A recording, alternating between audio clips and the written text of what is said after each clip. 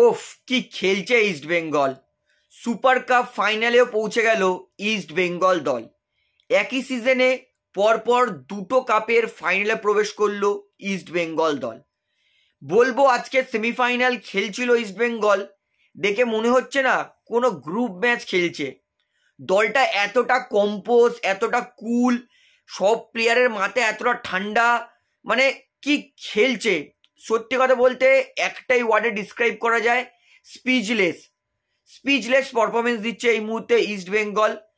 মানে এতটা কনফিডেন্স, ডিফেন্ডারের ঘাড়ে একটা জামশেদপুরের প্লেয়ার আছে স্ট্রাইকার, কিন্তু এরিয়াল বল ডিফেন্ডাররা ছেড়ে দিচ্ছে, গোলকিপার এসে বল কালেক্ট করছে।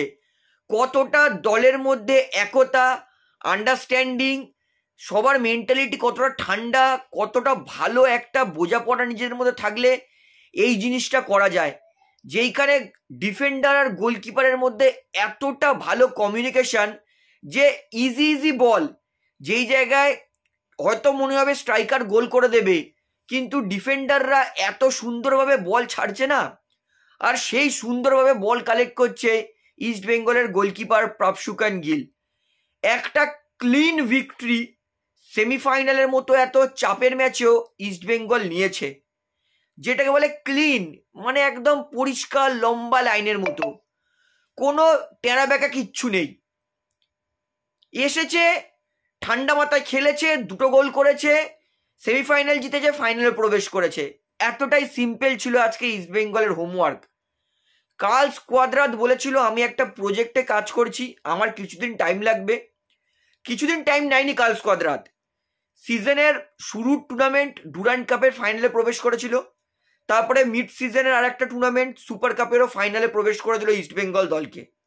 এইবার ইস্ট বেঙ্গল দলকে দেখে আমি ফাইনালি বলবো যে হ্যাঁ, এই ইস্ট বেঙ্গল দলকেই কিন্তু আমরা আগে চিনতাম, এই ইস্ট বেঙ্গল দলকেই কিন্তু আগে আমরা জানতাম।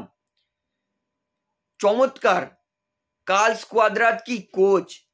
তরুণ খেলোয়াড়রা এসেও যা ছাপ দেখাচ্ছে না, সায়ন মুখার্জি সাবস্টিটিউটে নেমেও সুন্দর প্রতীক মণ্ডলের মতো এক্সপিরিয়েন্স প্লেয়ারকে ড্রিবেল করে পেনাল্টি অর্জন করলো।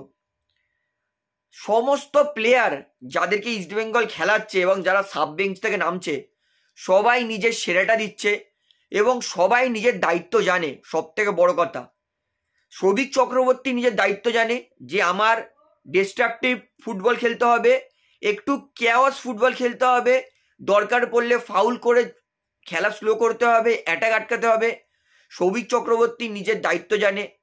হিজাজি মাহের পাদ্র কি ডিফেন্স করছে, প্রত্যেক কটা শট, প্রত্যেক কটা ক্রস এই দুই জায়গায় এসে আটকে যাচ্ছে, পাদ্র আর হিজাজি মাহেরকে টপকাতে পারছে না।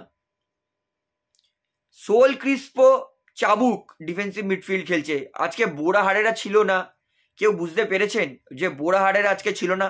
ক্রিয়েটিভ মিডফিল্ডার এত সুন্দরভাবে খেলা আজকে তৈরি করেছে ইস্ট বেঙ্গলের বাদবাকি প্লেয়াররা, বোরা হারেরা একটা সিঙ্গেল প্লেয়ারের অভাব বুঝতে দেয়নি।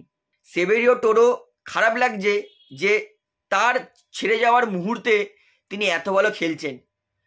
লাস্ট 3-4টে ম্যাচ ধরে সেভেরিও টোরো নিজের সেরা পারফরমেন্সটা দিচ্ছে। আজকেও কিন্তু সেভেরিও টোরো একটা অ্যাসিস্ট করেছে, একটা গোল করেছে, চমৎকার খেলছে। মানে সেভেরিও টোরো যখনই গোল করছে ওর মুখটা দেখে একটু ছোট মনে হচ্ছে যে আমি গোল করছি আমাকে ছেড়ে দিচ্ছ, এরকম একটা ব্যাপার। যাই হোক, সেভেরিও টোরো আজকে নিজের সেরাটা দিয়েছে এবং আজকে ম্যান অফ দ্য ম্যাচ অবশ্যই সেভেরিও টোরো। এবং হিজাজি মাহেরকে কি বলবো, কি প্লেয়ার নিয়ে এসেছে। সেন্টার ব্যাক দরকারে আজকে গোলও করছে, দুবার গোল করার পজিশনে পৌঁছে গেছিল, আবার ডিফেন্সও করছে। ইস্ট বেঙ্গল একটা গোটা টিম গেম যেটাকে বলে, সেই টিম গেম একটা উপহার দিচ্ছে। কোনো খেলোয়াড় কিন্তু খুব একটা স্কিল বা কিছু হাইপ বড় নাম কিচ্ছু নেই, সমস্ত ইন্ডিভিজুয়াল খেলোয়াড় নিজের সেরা দিয়ে বলে না বুঁদ বুঁদ সে সাগর ভরতায়, সেরকমই ব্যাপার। সমস্ত প্লেয়ার নিজের ছোট্ট কন্ট্রিবিউট দিয়ে দলটাকে একটা শক্তিশালী দল বানাচ্ছে। তো একটা সুন্দর টিম গেমের উপহার দিয়েছে ইস্ট বেঙ্গল, যার জন্য কিন্তু সেমিফাইনালের মতো বড় ম্যাচেও একদম ক্লিন ভিক্টরি নিয়েছে। একবারও দেখে মনে হয়নি যে ইস্ট বেঙ্গল কোনো নার্ভাসের মধ্যে আছে, সেমিফাইনাল ম্যাচ নার্ভাস আছি আমরা, কিচ্ছু নয়।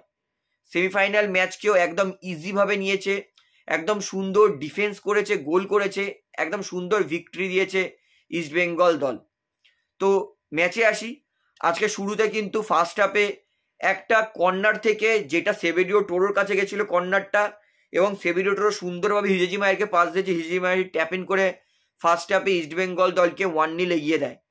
তারপরে জামশেদপুর বলবো চেষ্টা করেছে, আজকে জামশেদপুরের চেষ্টার কোনো অভাব ছিল না, জামশেদপুরও ভালো খেলেছে, কিন্তু এই দুই সেন্টার ব্যাকে দাঁড়িয়েছিল না পাদ্রো আর হিজেজি মাহের, কিছু করতে দেয়নি।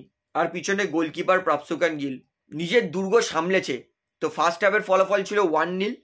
সেকেন্ড হাফে সেভেরিও টোরো সুন্দর গোল করেছে, নিশু কুমারের একদম বলে একদম ক্রসে মাইনাসটা এত সুন্দর চলে যাচ্ছে, ঠেলে দিয়েছে এবং ফার্স্ট পোস্ট থেকে ঢুকে গেছে বল। তো এইভাবে ইস্টবেঙ্গল 2 গোল করে এবং ফাইনাল রেজাল্ট হয় 2-0, এবং 2-0 গোলে জিতে কিন্তু ইস্টবেঙ্গল পৌঁছে গেছে কালিঙ্গা সুপার কাপ 2024-এর ফাইনালে। অর্থাৎ এইবার ফাইনালে অপেক্ষা করছে উড়িষ্যা নয়তো মুম্বাই, এই দুই টিমের মধ্যে কিন্তু একটা টিম পৌঁছাবে ফাইনালে।